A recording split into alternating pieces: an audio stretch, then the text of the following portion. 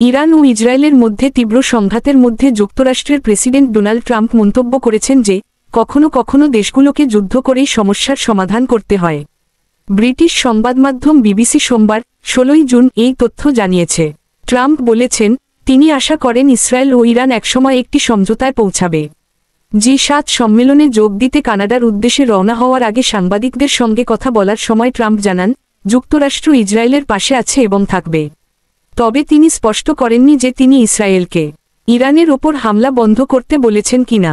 গতকাল রোববার নিজের social media platform truth social দেওয়া এক পোস্টেও ট্রাম্প একই রকম মন্তব্য করে লিখেছেন ইরান ও ইসরায়েলকে একটা সমঝোতায় আসতেই হবে এবং তারা আসবেই।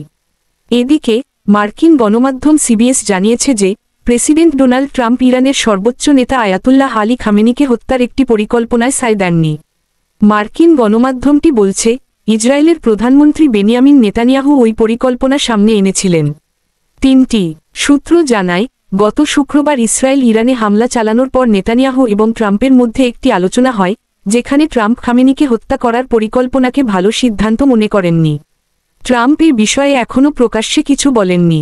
ফক্স নিউজকে দেওয়া এক সাক্ষাৎকারে নেতানিয়াহু রয়টার্সের প্রতিবেদনটি সরাসরি অস্বীকার বা স্বীকার কোনোটিই করেননি, যেখানে বলা হয়েছিল ট্রাম্প খামেনিকে হত্যার পরিকল্পনায় ভেটো দিয়েছিলেন।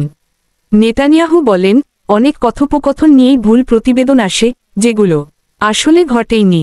আমি এ বিষয়ে বিস্তারিত কিছু বলবো না, তবে আমি এটুকু বলবো আমরা যা করার দরকার তা করব এবং আমি মনে করি যুক্তরাষ্ট্রও তাদের স্বার্থ ভালো বোঝে, তাই আমি এ বিষয়ে আর কিছু বলছি না।